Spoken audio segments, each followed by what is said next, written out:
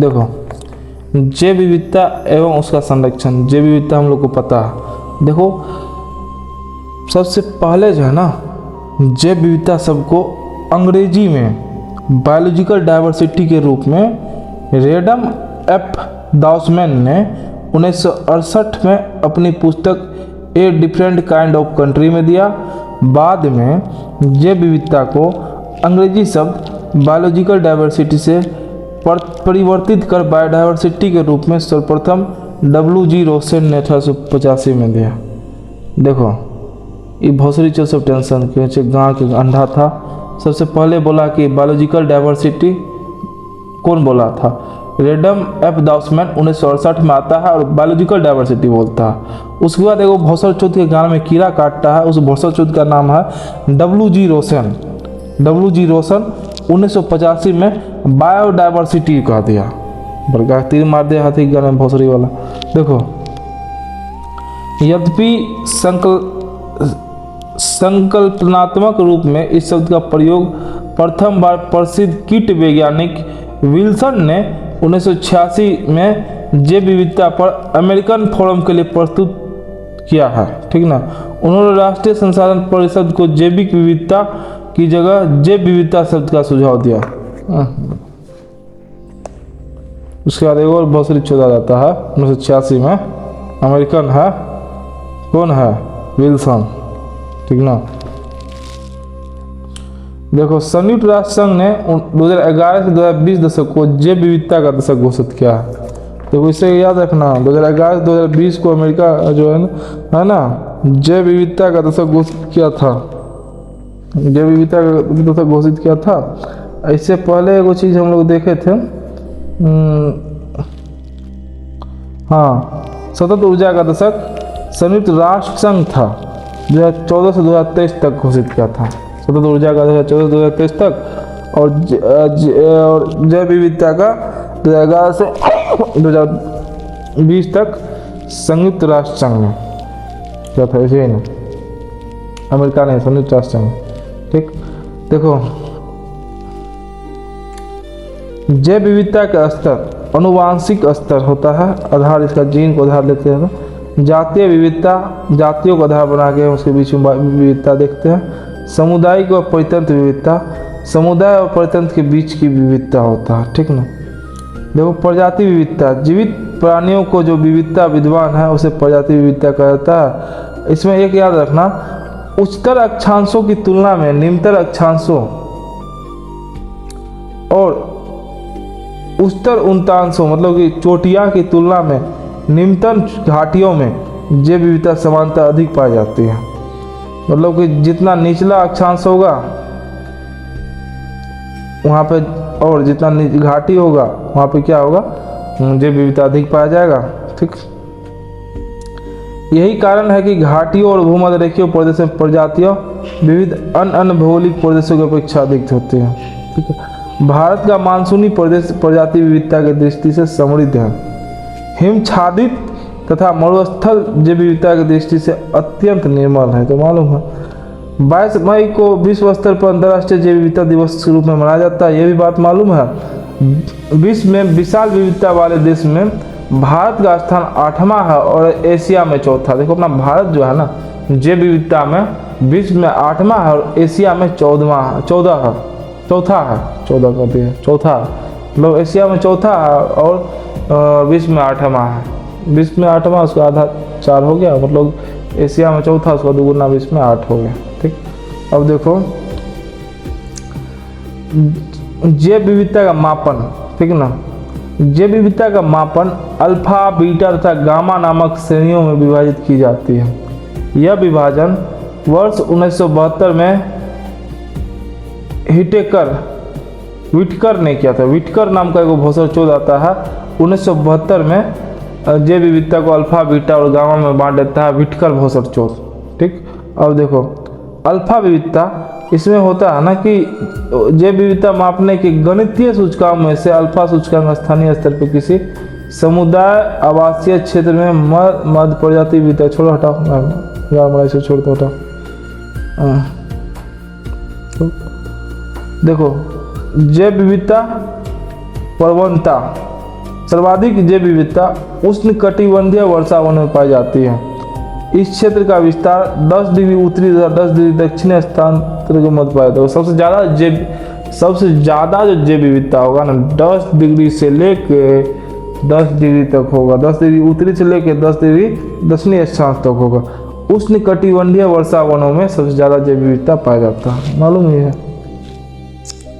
देखो इन क्षेत्रों में पादप और प्राणियों के विकास तथा वृद्धि के लिए अच्छा तथा मिलता है, क्योंकि यहाँ पर वर्ष भर उच्च वर्षा तथा तापमान रहता है, इसलिए इनको अनुकूलतम बायोम भी कहा जाता है। किसको? अनुकूलतम बायांतम उष्णकटिबंधीय वर्षावन कहा जाता है, 10 डिग्री उत्तर से 10 डिग्री दक्षिण को। ठीक है। केरल के पलक्कड़ जिले में स्थित सांड घाटी में प्रचुर जैव विविधता पाई जाती है। यह पश्चिमी घाट पर्वतों का हिस्सा है, ठीक ना। इस घाटी को वर्ष 1984 में नेशनल पार्क घोषित कर दिया। केरल में क्या है? सांड घाटी है ना, पलक्कड़ जिले में, ठीक, पश्चिमी घाट का हिस्सा है। इस घाटी को वर्ष 1984 में नेशनल पार्क घोषित कर दिया। फूलों की घाटी उत्तराखंड के चमोली जिले में है। भारत का समुद्री राष्ट्रीय उद्यान कच्छ की खाड़ी में स्थित है। भारत का समुद्री राष्ट्रीय उद्यान कच्छ की खाड़ी में स्थित है। 2030 तक भारत द्वारा भूमि क्षरण तटस्थता प्रस्ताव प्राप्त करने का लक्ष्य रखा गया है। मतलब भूमि क्षरण पर रोक लगाना है 2030 तक, ठीक ना। अब आ जाओ हॉट स्पॉट जैव विविधता। हॉट स्पॉट मतलब हॉट स्पॉट ऐसे स्थानों कहा जाता है जहां पर जातियों की पर्याप्तता तथा स्थानीय जाति की अधिकता पाई जाती है, लेकिन साथ ही इन जीव जातियों के अस्तित्व पर निरंतर संकट बना हुआ है। मतलब जहाँ पर है ना विभिन्न प्रकार का जातियों पाया जाएगा और स्थानीय जातियाँ भी बहुत पाया जाएगा जानवर उनपर, लेकिन उस पर संकट काल मंडराते रहता है, तो वह उसको क्या कहते हैं? हॉटस्पॉट घोषित कर देते हैं। अब एक बात याद रखना, हॉटस्पॉट शब्द का सर्वप्रथम प्रयोग ब्रिटिश नॉर्मन मायर्स ने किया था। नॉर्मन मायर्स ने 1988 में हॉटस्पॉट शब्द का प्रयोग किया। नॉर्मन मायर्स ने 1988 में हॉटस्पॉट शब्द का प्रयोग किया। किसी क्षेत्र को हॉटस्पॉट का दर्जा प्राप्त करने के लिए कुछ शर्त है। पहला, वहाँ पर जाति या बहुजाता हो, वहाँ कम से कम 0.5% या 1500 स्थानीय संवहनीय पौधा हो, ठीक, 70% प्राथमिक वनस्पतियाँ नष्ट हो चुकी हो, अर्थात जीव जातियों के बीच आशंका बोध हो, तो उसको हम हॉटस्पॉट घोषित कर देंगे। ठीक, फिर से एक बार देख लो। पहला कि वहाँ पर जाति बहुत हो, वहाँ पे कम से कम 0.5 या 1500 स्थानीय संवहनीय पौधा हो। तीसरा, 70% प्राथमिक वनस्पतियाँ नष्ट हो चुकी हो, अर्थात जीव जातियों के बीच आशंका पौध हो। ठीक, अब देखो विश्व में चिन्हित कुल 36 हॉटस्पॉट क्षेत्र में से 4 भारत में स्थित है। पूरा दुनिया में जो है ना 36 गो हॉटस्पॉट है, उसमें से 4 गो भारत के पास है। ठीक, पहला हो गया हिमालय, दूसरा भारत बर्मा क्षेत्र, तीसरा पश्चिमी घाट, चौथा अंडमान निकोबार द्वीप समूह है ना, उसका सुंडालैंड का हिस्सा। ठीक ना, सुंडालैंड का हिस्सा। देखो 4 गो है हॉटस्पॉट भारत में, याद रखना। हिमालय का क्षेत्र, भारत और बर्मा का क्षेत्र, और पश्चिमी घाट, और अंडमान निकोबार में है जो ना सुंडालैंड का हिस्सा। ठीक, अब देखो विश्व में कुल 36 हॉटस्पॉट क्षेत्र का विस्तार विश्व के 2.3% क्षेत्रफल पर है। 36 जो हॉटस्पॉट है ना 2.3% क्षेत्रफल पर है। ठीक, जैव विविधता के हॉटस्पॉट को जातीय बहुलता, स्थानिकता और आशंका बोध के आधार पर मान्यता प्रदान की जाती है। भारत में सबसे अधिक जैव विविधता संपन्न क्षेत्र पश्चिमी घाट है। ठीक, पश्चिमी घाट है सबसे ज़्यादा। भारत में कौन है? पश्चिमी घाट है। भारत का हिस्सा 8वां स्थान है जैव विविधता का मामले पूरी दुनिया में। देखो संसार के हॉटस्पॉट के अंतर्गत वैश्विक जैव विविधता का 16.86% जैव विविधता भारत धारण करता है। जितना दुनिया में है ना 16.86% जो है ना भारत जैव विविधता धारण करता है। ठीक, क्षेत्र का क्षेत्र नहीं, वही 16.86%। ठीक, देखो हॉटस्पॉट क्षेत्र में कौन कौन क्या क्या चर्चा किए थे? पहला हिमालय क्षेत्र, दूसरा भारत बर्मा क्षेत्र, तीसरा पश्चिमी घाट, चौथा सुंडालैंड जो अंडमान निकोबार का। देखो समुद्री जैव विविधता, इस बात को याद रखना। मन्नार की खाड़ी जो है ना बायोस्फीयर रिजर्व जैव विविधता के दृष्टिकोण से दुनिया का सबसे समृद्ध माना जाता है। मन्नार की खाड़ी जो है ना, बायोस्फीयर रिजर्व समुद्री जैव विविधता के दृष्टिकोण से दुनिया का सबसे समृद्ध क्षेत्र माना जाता है। यह श्रीलंका के पार भारत के दक्षिणी पूर्वी तट पर, ठीक ना, 10,50,000 हेक्टेयर क्षेत्र में फैली हुई है। ठीक, इस बायोस्फीयर रिजर्व में 21 द्वीप शामिल है, जिनमें मुहाना समुद्र तट और निकटवर्ती पर्यावरण के जंगल हैं, जिनमें शैवाल समुदाय, समुद्री घास, मूंगा चट्टान, नमक दलदल और मैंग्रोव आदि शामिल है। ठीक है ना। खाड़ी में आदिम से उच्चतर रूपों तक प्रतिनिधित्व करने वाले पौधों एवं जानवरों की 4,223 प्रजातियां हैं। इसे भारत के सबसे समृद्ध तटीय क्षेत्र में से एक बनाती है।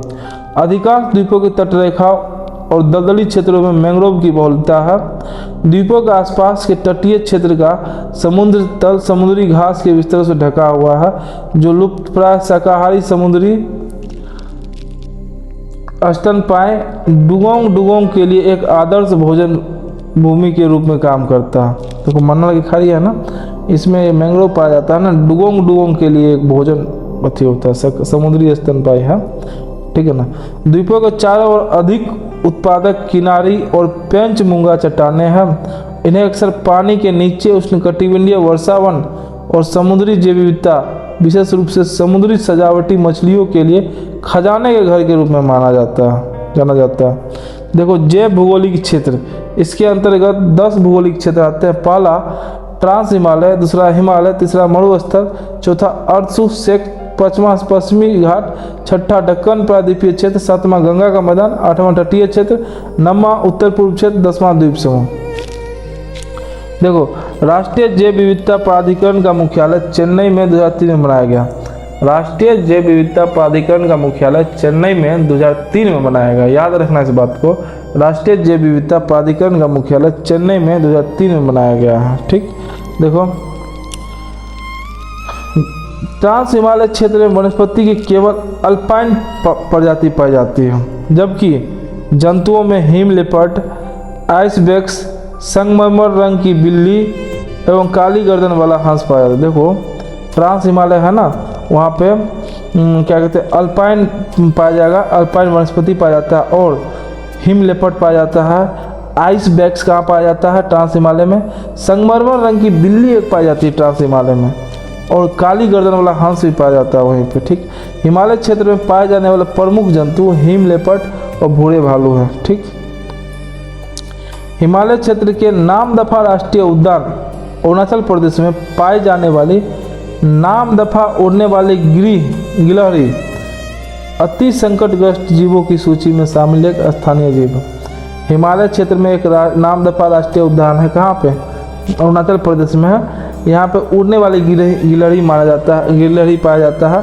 यहाँ पे क्या है? अति संकटग्रस्त है। ठीक ना। मरुस्थलीय जीव भौगोलिक क्षेत्र पाया जाने वाला ब्लैक बक संकटग्रस्त प्रजाति है। ब्लैक बक मरुस्थलीय, ये भी संकटग्रस्त प्रजाति है। पश्चिमी घाट भारत का शीर्ष जैव विविधता वाला क्षेत्र है। फ्लाइंग गिलहरी एवं लायन टेल्ड मकाक इस क्षेत्र की विशिष्ट स्थानीय प्रजाति है।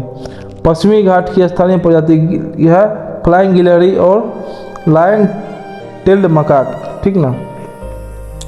अब एक बात याद रखना, यहाँ पे देखो पश्चिमी घाट की पारिस्थितिकी के संरक्षण के लिए 2 समितियों का गठन किया गया है। 2011 में माधव गाडगिल समिति और 2013 में के कस्तूरिरंगन कमेटी। देखो पश्चिमी घाट के संरक्षण के लिए, पश्चिमी घाट के पारिस्थितिकी संरक्षण के लिए 2 कमेटी बना है। एक माधव गाडगिल समिति, दूसरा 2013 में कस्तूरिरंगन कमेटी। 2011 में माधव गाडगिल समिति, 2013 में कस्तूरिरंगन कमेटी। ठीक है ना। माधव गाडगिल समिति ने संपूर्ण पश्चिमी घाट क्षेत्र की पारिस्थितिकी की दृष्टि से संवेदनशील मानने को सिफारिश की थी। वही कस्तूरिरंगन कार्य समूह ने पश्चिमी घाट के प्राकृतिक लैंडस्केप भाग को 90% को ही पारिस्थितिकी रूप में संवेदनशील माना था। देखो माधव गाडगिल जो है ना, पूरा को मान लिया था कि हाँ संरक्षित क्षेत्र मानो, और ये है कस्तूरिरंगन बोलता नहीं 90% को ही मानो। ठीक, देखो पश्चिमी घाट में सरकार द्वारा घोषित कई संरक्षित क्षेत्र है। इसमें जैव संरक्षित क्षेत्र 13 राष्ट्रीय उद्यान है। पश्चिमी घाट में 13 राष्ट्रीय उद्यान है। पश्चिमी घाट भारत का सबसे बड़ा संरक्षित वन है। ठीक, वन भी है पश्चिमी घाट सबसे बड़ा संरक्षित वन। ठीक, जैव विविधता का महत्व क्या है कि भारत में जो जड़ी बूटी पाया जाता है 500 प्लस प्रजाति पाए जाते हैं। दर्द निवारक मार्फिन पाया जाएगा और कैंसर के उपचार के लिए टेक्सोल जो है ना, ये भी किसी पादप से भी मिलता है और कई एंटीबायोटिक भी मिलते हैं। ठीक, और देखो जैव विविधता का संरक्षण कैसे करेंगे। स्वस्थानीय संरक्षण, एक बाह्य स्थानीय संरक्षण। स्वस्थानीय संरक्षण में है ना कि वो जो जहाँ था उसको वहीं छोड़ दो, वहीं संरक्षण दे दो। ठीक ना, इसमें क्या मिलेगा, इसमें राष्ट्रीय उद्यान, वन जीव अभ्यारण्य, समुदाय का संरक्षण, आगार, पवित्र उपवन, समुद्र छोड़ो, ये सब है। देखो स्थानीय पद्धति के अंतर्गत वनस्पति उद्यान को शामिल नहीं किया जाता है। वनस्पतिक उद्यान मतलब स्थानीय है ना, वहाँ वनस्पतिक उद्यान पेड़ पौधा को शामिल नहीं किया जाता है। दूसरा आ गया वह स्थानीय संरक्षण। ठीक ना, इसमें देखो जब जीव एवं वनस्पति जातियों को उनके वाय क्षेत्र से अलग दूसरे क्षेत्र स्थान पर संरक्षित किया जाता है तो उन्हें वाय स्थानीय संरक्षण कहा जाता है। इसके अंतर्गत जीन बैंक, बीज बैंक, उत्तक संवर्धन केंद्र, वनस्पतिक उद्यान, चिड़ियाघर, एक्वेरियम आदि आते हैं। ठीक,